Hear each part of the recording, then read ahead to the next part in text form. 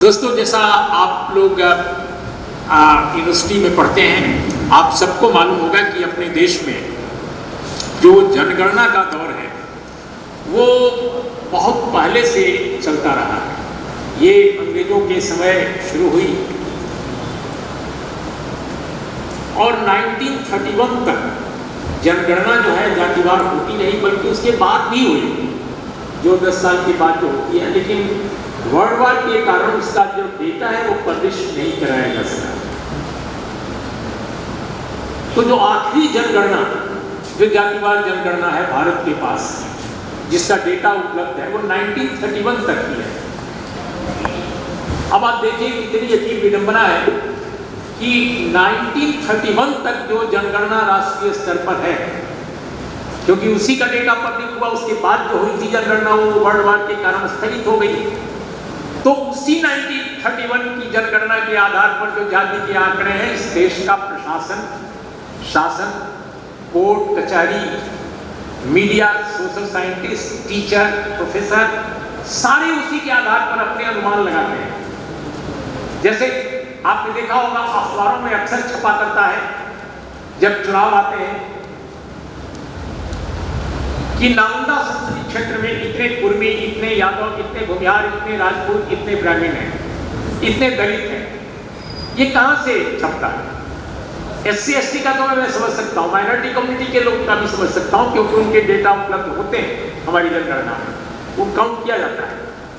लेकिन जो दूसरी बिरादरियों का जो डेटा मीडिया प्रकाशित करता है, प्रसारित करता है, उसका सोर्स क्या है? सिर्फ अनुमान, जिसको जो चाहा वो लिख दिया, क्योंकि एक परफॉर्मा बना हुआ है, ब्लूप्रिंट पहले से दिमाग में है कि 1931 में इतना रहा, तो लोग चलाए जा रहे हैं सदियों से, कई दशकों से, तो वो चला आ रहा है। इसी आधार पर जितने आयोग बने अपने देश में, उसमें भी उसी तरह की आंकड़ेबाजी का अनुमान चलता रहा, कोई ठोस आंकड़ा नहीं। राष्ट्रीय स्तर की बात मैं कर रहा हूं। तो ये अपने आप में एक विरोधाभास है कि आप देश के लोकतंत्र को वाइब्रेंट बनाना चाहते हैं, आपने बेहतरीन संविधान एडॉप्ट किया है, और उस संविधान में क्या कहा गया है, उस संविधान में जो जो बातें कही गई हैं, क्या आप समझते हैं कि वो आंकड़ों के बगैर, असेसमेंट और आकलन के बगैर क्या उनको अचीव किया जा सकता है? आपने संविधान में क्या कहा है? संविधान की उद्देशिका कहती है, प्रियम्बुल, हम भारत के लोग भारत को एक संपूर्ण प्रभुत्व संपन्न समाजवादी पंथ निरपेक्ष लोकतांत्रिक गणराज्य बनाने के लिए तथा उसके समस्त नागरिकों को, अब आगे ध्यान दीजिएगा, उसके समस्त नागरिकों को सामाजिक, आर्थिक और राजनीतिक न्याय, विचार, अभिव्यक्ति, विश्वास, धर्म और उपासना की स्वतंत्रता, प्रतिष्ठा और अवसर की समता प्राप्त कराने के लिए तथा उन सब में व्यक्ति की गरिमा और राष्ट्र की एकता और अखंडता सुनिश्चित करने की बंधुता बढ़ाने के लिए दृढ़ संकल्प होकर अपनी इस संविधान सभा में आज 26 नवंबर 1949 को एतत् द्वारा इस संविधान को अंगीकृत, अधिनियमित और आत्मार्पित करते हैं। ये हमारा प्रियम्बुल कहता है। अब इसमें जितनी महत्वपूर्ण बातें कही गई हैं, सामाजिक, आर्थिक, राजनीतिक न्याय, अवसर की समानता, अवसर की समता, ये जितनी चीजें हैं वो दरअसल एक मुकम्मल आंकड़े, डेटा, आंकड़े, ठोस तथ्यों, इनके बगैर संभव ही नहीं है। ये बहुत बुनियादी बात है। लेकिन जब हम देश आजाद हुआ तो जनगणना में जो कास्ट का पहलू है वो गायब कर दिया गया। सरकार ने तय किया कि कास्ट की गिनती नहीं की जाएगी, क्योंकि हम एक कास्टलेस सोसाइटी बनाएंगे। तो कास्टलेस सोसाइटी कैसे बनेगी?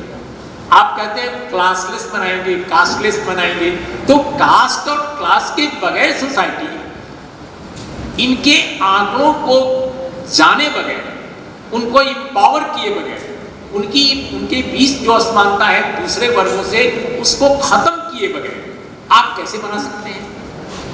आप कैसे वैसा समाज बना सकते हैं? ये सोचा नहीं गया। अब आप सोचिए कि पिछड़ों के लिए एक आयोग बना, उस आयोग का नाम था काका कालेलकर आयोग। वो क्यों बना? उसकी भी बड़ी कहानी है। कहानी यह है, मैं शुरू का इसलिए ले रहा हूं क्योंकि ये समझने की जरूरत है कि क्यों हम बीजेपी की जो मौजूदा सरकार, हम सिर्फ उसी की आलोचना नहीं कर रहे हैं जो अभी आगे अपने भाषण में मैं करूंगा। मैं कांग्रेस रिजीम के दौरान जो गलतियां हुई उनको भी बैकग्राउंड के तौर पे आपके सामने मैं रखना चाहता हूं। वो क्यों ऐसा हुआ कि काका कालेलकर आयोग बना, जिसने आरक्षण के पूरे प्रयासों पर, अफर्मेटिव एक्शन पर पूरा रायता फैला दिया, वो अलग कहानी है। लेकिन हुआ ये था कि जब हमारी संविधान सभा बैठी थी तो उस वक्त आप जानते हैं कि उसके पहले बहुत अरसा पहले पुणे पैक्ट का नाम आप लोगों ने जरूर सुना होगा। पुणे पैक्ट जो महात्मा गांधी की जो येरवड़ा जेल में अनशन थी, उसके कारण डॉक्टर बाबा साहब भीमराव अंबेडकर को अपनी अलग निर्वाचक मंडल की डिमांड को छोड़ना पड़ा था। ये जो अंबेडकर साहब का इस्तीफा था, उस इस्तीफे के कारण बहुत कुछ हुआ क्योंकि वो अलग हो गए। तो काका कालेलकर आयोग की जो गठन है नेहरू सरकार ने, मुझे जो मालूम है कि वो एक राजनीतिक दबाव में किया क्योंकि बहुत ज्यादा उस पर कंट्रोवर्सी समाज में उठ रही थी।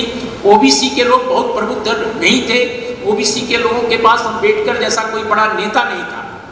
सच्चाई है, एक एससी समाज से आने वाले अंबेडकर ने अपने पूरे के पूरे मुहिम में सभी वर्गों को लिया, एससी को भी लिया और ओबीसी को भी लिया, बल्कि उन्होंने संपूर्ण समाज को लिया। लेकिन ओबीसी कम्युनिटी अपने आप कोई ऐसी कम्युनिटी उस समय तक इवॉल्व नहीं हो पाई थी और आज भी नहीं है। सच्चाई है, वो जातियों में अभी भी उलझी हुई है कि वो इस मुद्दे को उठाते, लेकिन अंबेडकर ने उठाया और तब जाकर काका कालेलकर आयोग बना। ये इतिहास का एक बहुत महत्वपूर्ण फैक्ट है। लेकिन इतना खराब वो आयोग बना और उसमें पिछड़े वर्गों की नुमाइंदगी बिल्कुल नहीं थी, बिल्कुल अजीब अजीब तरह के लोग इसमें थे। इक्का दुक्का हो तो मुझे इस समय याद नहीं आ रहा है, आप गूगल करेंगे तो आपको मिल जाएगा, लेकिन ज्यादातर सभी लोग एक ही तरह के थे। बहुत ही खराब रिपोर्ट थी, उसके आधार पर अफर्मेटिव एक्शन इंट्रोड्यूस ही नहीं किया जा सकता था ओबीसी को और वो इररिलेवेंट हो गया। तब जाकर वर्षों बाद बीपी मंडल आयोग बना और बीपी मंडल आयोग जब बना, आपको याद होगा ये मोरारजी देसाई की सरकार ने इसको गठित किया और उसमें बहुत सारे आपके राज्य के, अन्य राज्यों के भी बहुत सारे पिछड़े वर्ग के नेता सक्रिय थे।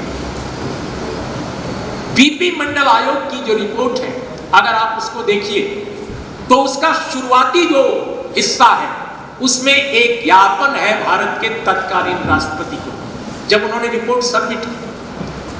और वो सबमिशन जो उन्होंने किया तो उसमें जातिवार जनगणना की जरूरत पर बल दिया और उन्होंने ये कहा, और ये एक सरकारी कमीशन था, भारत सरकार का कमीशन था, बीपी मंडल आयोग ने कहा कि जातिवार जनगणना न कराने से हमारे पास डेटा नहीं रहा है, हमें बहुत मुश्किलें आई इस रिपोर्ट को बनाने में। बाद के दिनों में उन्होंने कई इंटरव्यूज दिए, बहुत कम लोगों ने अखबार के इंटरव्यू लिए, लेकिन फिर भी कुछ एक लोगों ने लिए और अंग्रेजी में कुछ एक मैंने देखे हैं आर्काइव्स में और पार्लियामेंट की लाइब्रेरी में भी। उसमें बीपी मंडल ने एक इंटरव्यू में ये तक कहा कि अगर मैं यूनिवर्सिटीज और बड़े संस्थानों के विद्वानों को जोड़ नहीं पाता इस रिपोर्ट को लिखने के लिए, तो मैं ये रिपोर्ट लिख ही नहीं सकता था। सरकारी डॉक्यूमेंट के आधार पर यह रिपोर्ट कंप्लीट नहीं की जा सकती थी। यूनिवर्सिटीज और संस्थानों के रिसर्च करने वाले लोगों, रिसर्च स्कॉलर्स, प्रोफेसर्स, इंटेलेक्चुअल्स, उनके कारण वो रिपोर्ट लिखी जा सकी, क्योंकि डेटा ही नहीं था जातियों का। तो हम क्या करते? अब आप सोचिए, जिस रिपोर्ट ने भारत में सामाजिक न्याय के क्षेत्र में एक क्रांति कर दी, बीपी मंडल आयोग की रिपोर्ट, उस रिपोर्ट को लिखने में डेटा की कमी का कितना बड़ा अभाव था, कुछ था ही नहीं। तो 1931 की जनगणना के आधार पर उन्होंने असेसमेंट किया कि 52% के आसपास ओबीसी होंगे, और वो भी जो तत्कालीन विद्वान, इंटेलेक्चुअल जिनके संपर्क में बीपी मंडल साहब थे, उनके फीडबैक को मिलाकर उन्होंने ये असेसमेंट किया कि 52% करीब करीब होने चाहिए। लेकिन 52% रिजर्वेशन वो क्यों नहीं दे पाए? वो चाहते थे कि 52% रिजर्वेशन ओबीसी का हो। सच्चाई यह है इसलिए कि कोर्ट उस वक्त भी, इंदिरा साहनी का फैसला भी नहीं आया था, ये बहुत पहले का फैसला, उस समय भी ये सुप्रीम कोर्ट से और कई हाई कोर्ट्स की तरफ से बंदिशें थी कि 50% से ऊपर रिजर्वेशन नहीं जाना चाहिए। तो इस जुडिशियल जो वर्डिक्ट्स थी अलग अलग क्षेत्रों की, उनके आधार पर उन्होंने अपने को सेल्फ सेंसर किया या अपने को सेल्फ कंट्रोल किया एक तरह से, और उन्होंने 27% रिजर्वेशन को सजेस्ट किया। दिस इज ए फैक्ट, न चाहते हुए भी, क्योंकि जब आबादी 52% है तो आप 27% क्यों दे रहे हैं? तो इसका उन्होंने जिक्र किया है। अगर आप उनकी पूरी रिपोर्ट पढ़ें, अंग्रेजी और हिंदी दोनों में उपलब्ध है। और जब वो रिजर्वेशन की बात सामने आई तो उन्होंने कहा कि उन्होंने एलिब्रेट भी किया है अपने उस इंटरव्यू में कि हमने सोचा कि अगर हम 40, 45 या 52% लिखते हैं तो हो सकता है कि ओबीसी का रिजर्वेशन 0% हो जाए, यानी कोर्ट खारिज कर दे और फिर कोई सरकार उसको कैरी फॉरवर्ड आगे न करे। लिहाजा हमने मजबूरी में 27% रखा कि चलो 27% तो पहले मिलने दो। ये है बीपी मंडल की पूरी रिपोर्ट का एक बहुत महत्वपूर्ण पहलू जो अनरिटन है, लेकिन जो उन्होंने एक्सप्लेन किया है कई बार कई इंटरव्यूज में, और उनकी रिपोर्ट में भी कई जगह कुछ जगह इसका मेंशन है। खासकर 27% उन्होंने क्यों किया, ये मेंशन किया है आप अपने पूरे असेसमेंट में। तो उनके पास भी आंकड़ा नहीं था, आज भी आंकड़ा नहीं है। तो ये डेटा पूरी दुनिया में आप देखिए, आजकल तो डेटा एक्सपर्ट हो गए हैं। बहुत सारे लोग जो अंग्रेजी में जर्नलिज्म कर रहे हैं वो बोलते हैं अपने को। हमारे समय लोग कहते थे कि ये एडिटर है, एसोसिएट एडिटर है, रिसर्च एडिटर है, ये फीचर एडिटर है, ये न्यूज एडिटर है। आजकल कहते हैं आई एम डेटा एडिटर। तो अगर मीडिया के पास डेटा एडिटर आज हो रहे हैं तो हम सरकार, प्रशासन, समाज, राजनीति, उनके पास डेटा क्यों ना हो? तो डेटा कितनी जरूरी चीज है ये इतिहास में देखा जा सकता है, वर्तमान में देखा जा सकता है, एकेडमिक्स में देखा जा सकता है, मीडिया में देखा जा सकता है, हर क्षेत्र में देखा जा सकता है। लेकिन आश्चर्यजनक है कि अपनी सरकार ने इस पर कभी काम नहीं किया कि जातियों के आंकड़े आप ले रहे हैं, कुछ जातियों के आप ले रहे हैं, SC ST का आप ले रहे हैं ना, हर जनगणना में लिया जाता है। क्यों लिया जाता है? क्योंकि उनके लिए आरक्षण की व्यवस्था की गई थी। आप माइनॉरिटीज कम्युनिटी को ले रहे हैं, तो क्या ऐसा आपके पास आपकी परेशानी है कि डिस्पाइट आपकी ओबीसी को रिजर्वेशन आप दे चुके हैं, SC ST के समय नहीं मिला था जब उनको मिला था, लेकिन बाद में आपने दिया। जब 90 में वीपी सिंह ने अनाउंस किया, उसके 2 साल के बाद आपको देना पड़ा। तो देने के बावजूद आज तक आपने डेटा नहीं दिया कि ओबीसी भारत में कितने हैं, और आपने कभी महसूस नहीं किया, चाहे जितनी सरकारें आई गई इस बीच में। तो मुझे लगता है कि इससे बिल्कुल साबित होता है कि हमारी सरकार में बैठे जो लोग हैं, सरकार चलाने वाले जो लोग हैं, वो हरगिज नहीं चाहते थे कि भारत में जाति जनगणना हो। अंग्रेज चाहते थे कि जाति जनगणना हो। क्यों? क्योंकि उनको लगता था कि ये हमारी कॉलोनी है, हमारा उपनिवेश है, इसको किसी तरह से खुश रखना है, इसका शोषण करना है, अपने मुल्क को समृद्ध करना है, इसकी जो संपदा है उसके जरिए हम इनको खुश रखें। और साथ में उनके अंदर एक मैं ये तो नहीं कहूँगा कि बड़े न्यायप्रिय लोग थे, लेकिन उनको ये लगता था कि इसमें आंकड़े अगर सामने आ जाए तो हमको फैसला अपने पक्ष में लेने में आसानी रहेगी, यानी ब्रिटिश हुकूमत के पक्ष में। तो उन्होंने आंकड़े पर काम किया और आंकड़े लाए जातियों के। लेकिन जो लोग बाद में आए उनके दिमाग में क्या था? उनको लगता था कि अब राज हमारे पास आ गया है, तो ये राज हमारे पास ही रहे। इस राज में वो हिस्सेदारी बिल्कुल नहीं देना चाहते थे। और सच यही है कि इसी की वजह से जाति जनगणना को एक निकृष्ट घटनाक्रम बना दिया गया, एक निकृष्ट चीज बना दिया गया कि हम किसी कीमत पर जाति जनगणना नहीं होने देंगे, और जबरन ऐसा किया गया। क्योंकि जो ब्यूरोक्रेट थे, जो राजनेता थे, जो सत्ताधीश थे, वो सभी एक वर्ण के थे। न्यायपालिका में भी वही लोग थे और आज भी वही लोग हैं। टॉप जो ब्यूरोक्रेसी है वही लोग थे, आज भी वही लोग हैं। एकेडमिक्स में वही लोग थे, आज भी कमोबेश वही लोग हैं। 2020 तक भारत के 45 सेंट्रल यूनिवर्सिटीज में 9 प्रोफेसर केवल थे। यहाँ बहुत सारे असिस्टेंट प्रोफेसर बैठे हैं, बहुत सारे एसोसिएट भी होंगे, लेकिन आप आश्चर्य करेंगे कि 20 तक इस देश में जो 45 केंद्रीय विश्वविद्यालय भारत के हैं उसमें केवल 9 कन्फर्म प्रोफेसर थे, प्रोफेसर्स, एसोसिएट और असिस्टेंट थोड़े ज्यादा थे। आज की तारीख में भी उनकी संख्या थोड़ी बढ़ी है, लेकिन अभी भी बहुत कम है। कुछ 100 प्रोफेसर जरूर हुए हैं, लेकिन परसेंटेज आज भी बहुत कम है। उसका आंकड़ा मेरे पास है, मैं आपको दे सकता हूं, लेकिन वो हमारा आज का विषय नहीं है। तो स्थिति यह है, जुडिशियरी को वो हाथ देखते हो, ब्यूरोक्रेसी का वो देखते हैं, एकेडमिक्स का वो देखते हैं। तो चारों तरफ से ये कहा जाता रहा, जब भी जाति जनगणना की बात आती थी नेताओं द्वारा, ओबीसी के, दलित समाज के या पिछड़े वर्ग के ने, कि नहीं ये से तो जात पात फैलेगा। अरे भाई 1931 के बाद इस देश में जातिवार जनगणना नहीं हुई, तो क्या जातिवाद और कास्टिज्म जो है कम हो गया? 1931 के बाद तो कोई जनगणना ही नहीं की गई जाति के आधार पर, तो क्या जातिवाद कम हो गया? नहीं हुआ ना। इसका क्या मतलब हुआ? इसका मतलब हुआ कि ये लॉजिक बकवास है कि अगर हम जाति की गणना कराएंगे तो जातिवाद फैलेगा। कैसे फैलेगा? SC ST का आप काउंट क्यों करते हैं? क्योंकि ये फॉर्मेटिव एक्शन है। आरक्षण का लागू किया है आपने सिद्धांत, तो ये जरूरी है जानना कि कितने परसेंट, कब, कितनी, किसकी संख्या बढ़ रही है, और उसके आधार पर चीजें निर्धारित की जाती हैं। लेकिन ओबीसी का आप कराना नहीं चाहते। आप कहते हैं कि हम अपर कास्ट का नहीं कराएंगे, ओबीसी का नहीं कराएंगे। इस देश में EWS का आया 2019 में कानून, जिसे मौजूदा सत्ताधारियों ने पारित करा दिया, और उसमें पिछड़े वर्ग के उनके सांसद जो है वो भी सहभागी थे। यह मामला चैलेंज किया गया कोर्ट में, और मैंने वो याचिका देखी है जो चैलेंज किया गया था। उस याचिका में बाकायदा दर्ज किया है याचिकाकर्ताओं ने कि डेटा के बगैर आप EWS का रिजर्वेशन दे कैसे सकते हैं। मैं सबसे पहले आपको बता दूं, मैं किसी भी उच्च वर्ण की किसी जाति का विरोधी नहीं, बिल्कुल नहीं। मैं किसी ब्राह्मण का विरोधी नहीं, बहुत सारे मित्र मेरे ब्राह्मण हैं, लेकिन मैं ब्राह्मणवाद का विरोधी।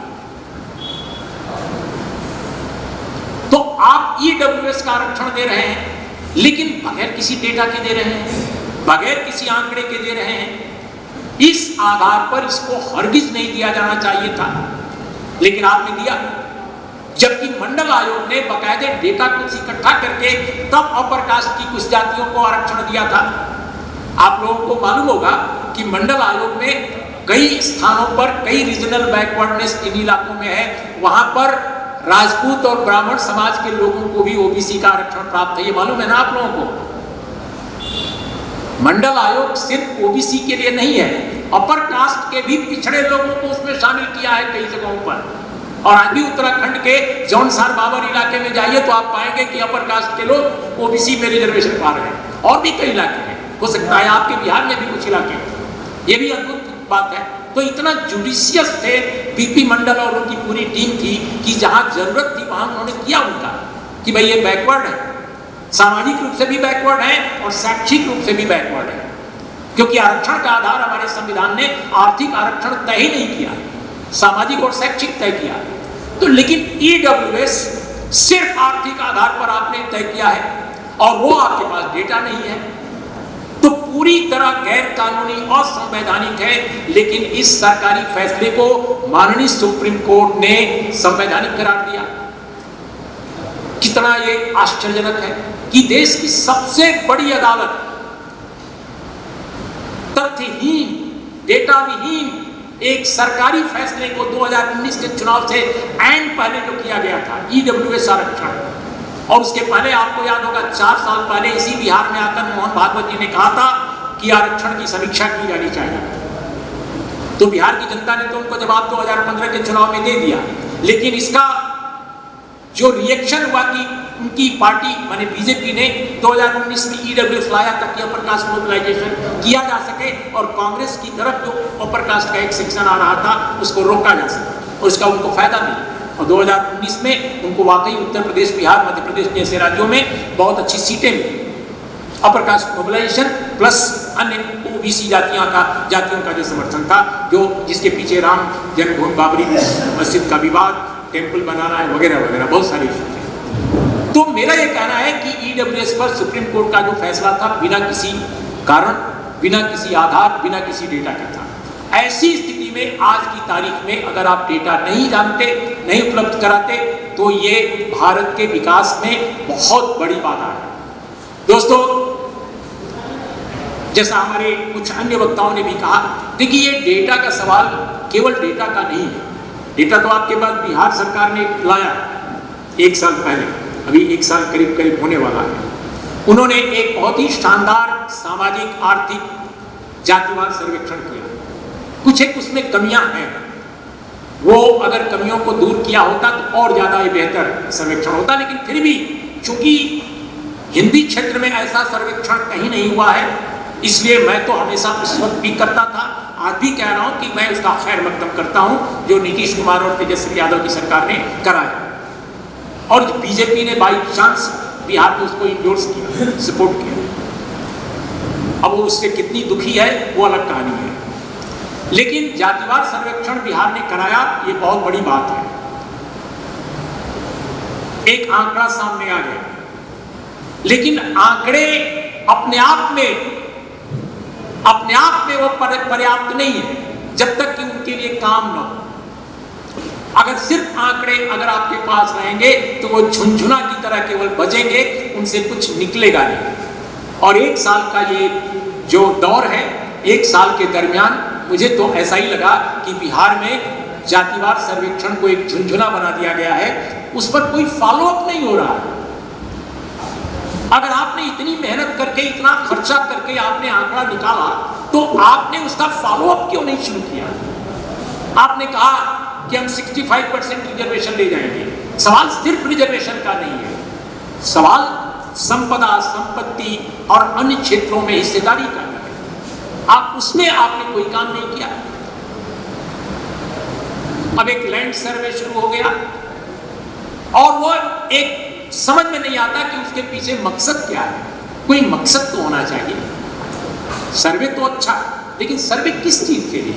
तो क्या बिहार केवल सर्वे की जमीन बन जाएगी और उसकी कोई समीक्षा नहीं, उसका कोई फॉलोअप नहीं, उसका कोई एग्जीक्यूशन नहीं?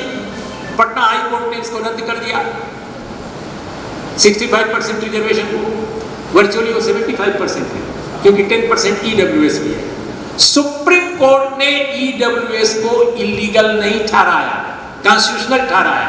लेकिन कैसी विडंबना है कि ओबीसी और एससी एसटी के रिजर्वेशन के 60% के आंकड़े को, उसके दायरे को माननीय हाई कोर्ट ने रद्द कर दिया और सुप्रीम कोर्ट ने स्टे भी नहीं दिया, और वो अभी लंबित है सुप्रीम कोर्ट में। और बिहार सरकार के पास जिस तरह के पैरवीकार हैं, जिस तरह के आर्गू करने वाले लोग हैं सरकार की तरफ से आंकड़ों के पक्ष में, अपने फैसले के पक्ष में, अब वो उनके बारे में मैं क्या कहूं? तो असल कहानी यही है कि ब्यूरोक्रेसी में लोग आपके नहीं हैं, आपके लोग मीडिया में नहीं हैं, आपके लोग एकेडमिक्स में नहीं हैं, आपके लोग जुडिशरी में नहीं हैं, आपके लोग न्यायपालिका के दूसरे स्तरों में भी नहीं हैं। आपके पास अच्छे एडवोकेट नहीं है, आपके पास अच्छे न्यायाधिकर्ता नहीं है। बहुत सारी समस्याएं इस देश में, और उनका एक बहुत बड़ा कारण है कि आपने सामाजिक आर्थिक बदलाव में आंकड़ों का इस्तेमाल ठीक से नहीं किया। बहुत सारे लोग गर्व करते हैं, और बिहार गर्व करने वालों की जमीन है।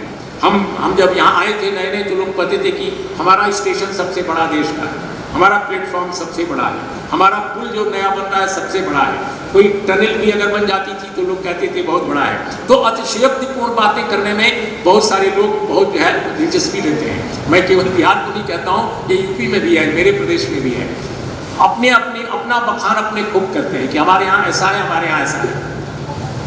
अब जम्मू कश्मीर वाले बेचारे क्या बखान अपना करें, वो तो हमेशा उनको देशद्रोही कह दिया जाता है। शेष भारत बहुत मस्त रहता है, लेकिन सबसे बड़ी टनल दो उनके पास है।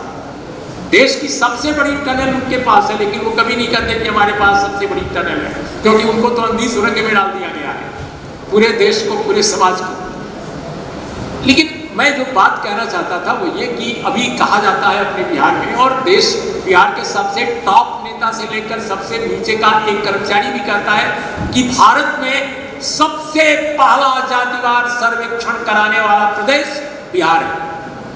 कहता है ना, मानते हैं ना? सब लोग कहते हैं कि जातिवार जनगणना यानी सर्वेक्षण सामाजिक आर्थिक कराने वाला बिहार सबसे पहला प्रदेश है 1931 के बाद, क्योंकि वो तो देश की पूरी जनगणना थी, ये सर्वेक्षण है, this is the first. But ये गलत है, ये गलत है। बिहार पहला राज्य नहीं है, बिहार दूसरा राज्य। एक राज्य और करा चुका है, बल्कि तीसरा राज्य, एक और राज्य करा चुका है इसके पहले, वो कर्नाटक है, जो आंकड़े पब्लिक नहीं किए गए। और इसके भी पहले एक राज्य और करा चुका है। अभी कुछ ही दिन पहले मैंने उस पर एक वीडियो भी बनाया, एक लेख भी लिखा। क्योंकि क्या होता है कि पॉलिटिकल साइंटिस्ट जो है, जो बहुत सारे जो रिसर्चर्स हैं, वो आज के दौर में तो गूगल है, हम लोगों के समय तो गूगल भी नहीं था। हम लोग यूनिवर्सिटी में खोजते थे, इधर उधर करते थे और तब जाकर मिलता था।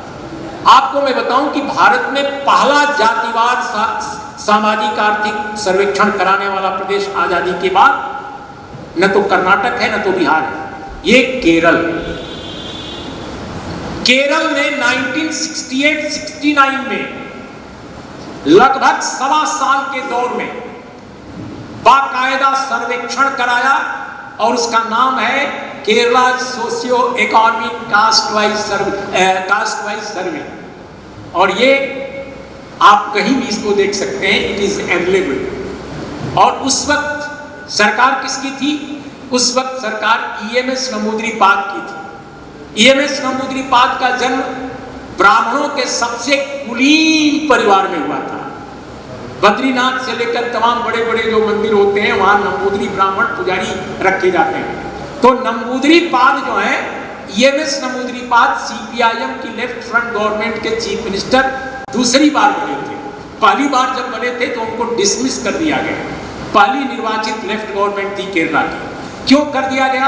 क्योंकि ऐसा मत समझिए मैं लेफ्टिस्टों का भी आलोचक वैसे ही हूं जैसे दूसरी पार्टियों का हूं, लेकिन जो फैक्ट्स हैं वो मैं कह रहा हूं कि जब उनकी पहली सरकार बनी तो डिसमिस कर दिया गया, क्योंकि उन्होंने 2 बुरे काम कर दिए थे। पहला बुरा काम किया था कि उन्होंने लैंड रिफॉर्म्स को एडॉप्ट किया बिल, और दूसरा बहुत बुरा काम किया कि एजुकेशन बिल ला दिया।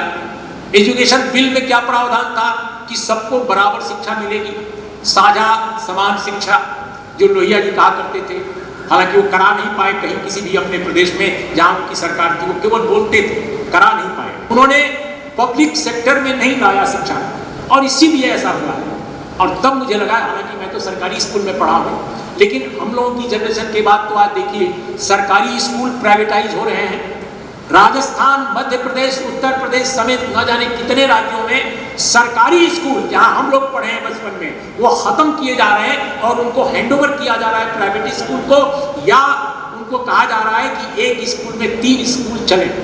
यानी अगर 3 गांव में 3 स्कूल है तो बंद करके 2 गांवों में एक। राजस्थान में तो त्राहिमाम बचा हुआ है। अभी मैं राजस्थान गया था और वहां पर त्राहिमाम बचा है। गरीबों के बच्चे स्कूल नहीं जा पा रहे हैं क्योंकि दूर दूर स्कूल हैं। ये स्थिति पैदा हो गई है बीजेपी की मौजूदा सरकार में, और करीब करीब लाखों स्कूल हाल के वर्षों में बंद किए गए हैं या प्राइवेटाइज किए गए हैं।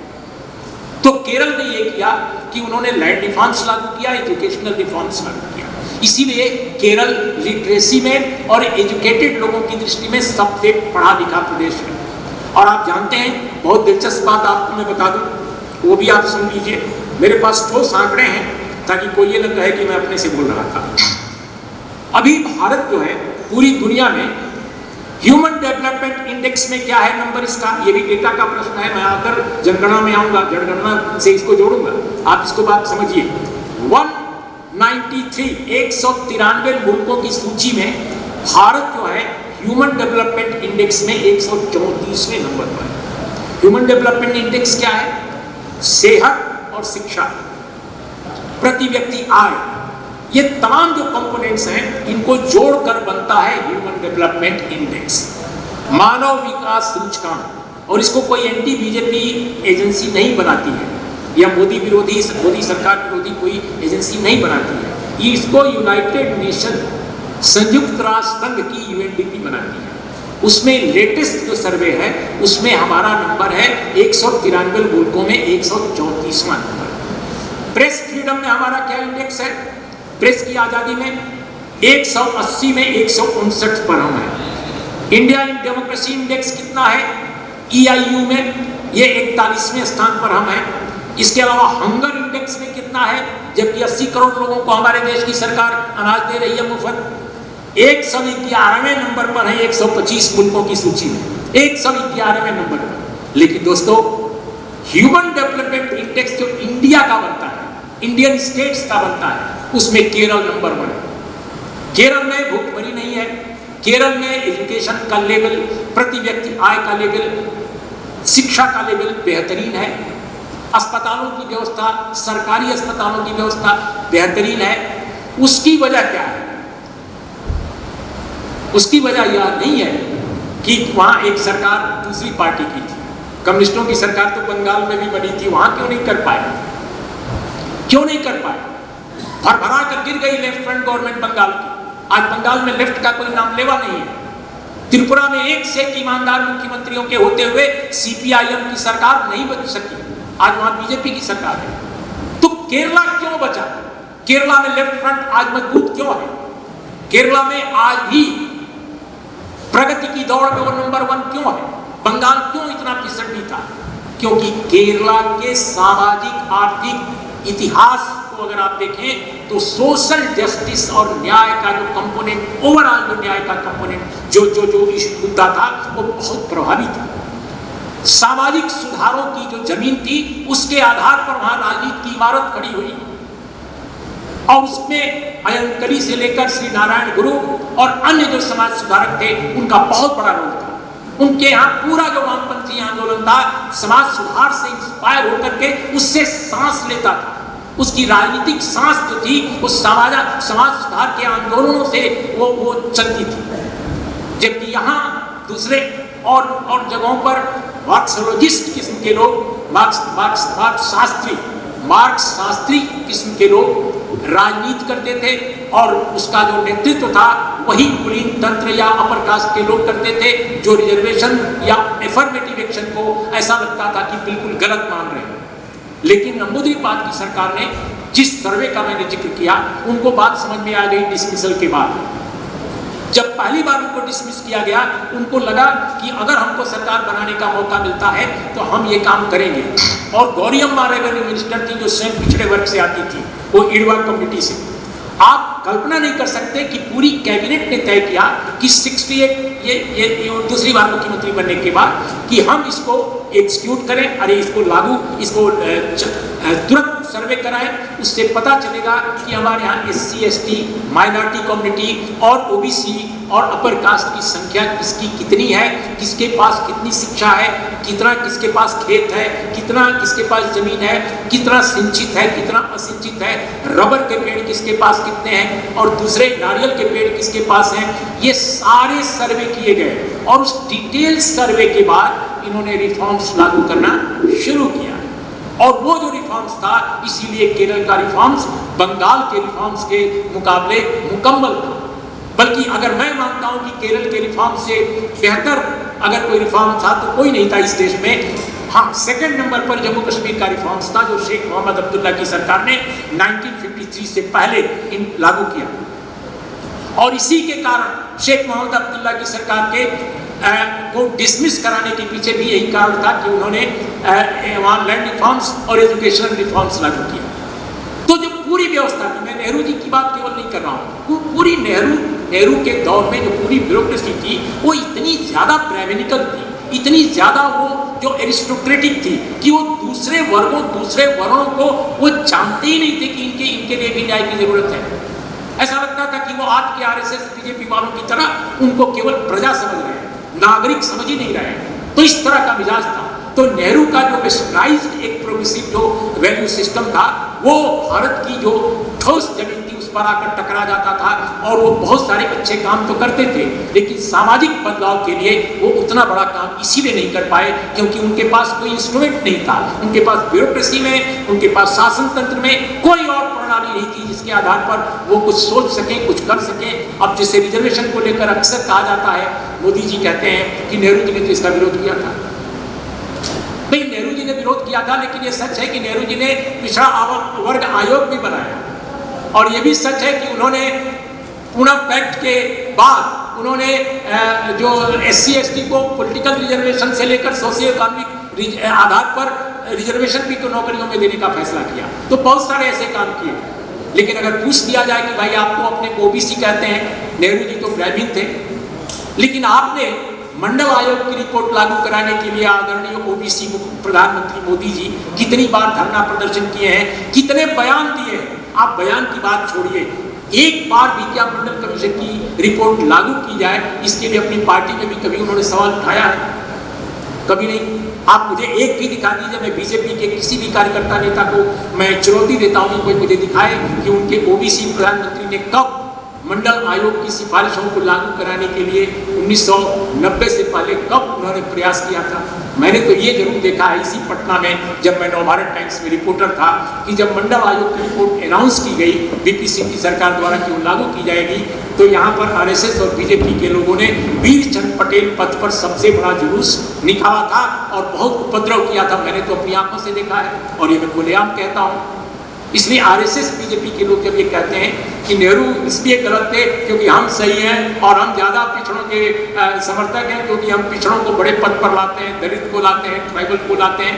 देखिए, BJP RSS सिंबोलिज्म जो यूज़ करते हैं वो अपने ब्राह्मणिज्म, अपने मनवाद को प्रोटेक्ट करने के लिए करते हैं।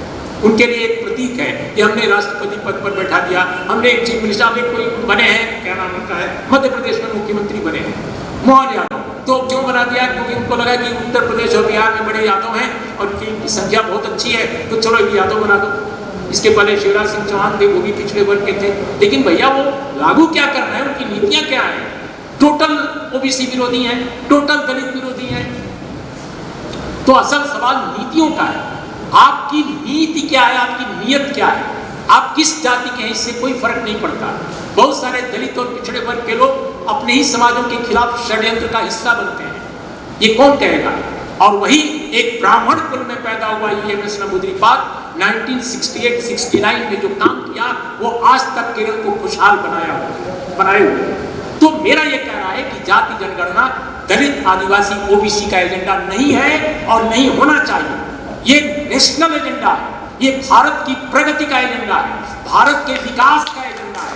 और जो लोग भारत की प्रगति चाहते हैं, जो लोग भारत का विकास चाहते हैं, जो लोग भारत को मुकम्मल डेमोक्रेटिक सोशलिस्ट जो लिखा हुआ है आपके प्रियम्बल में वैसा मुल्क बनाना चाहते हैं, उनके लिए जातिवार जनगणना एक बहुत बड़ी जरूरत है।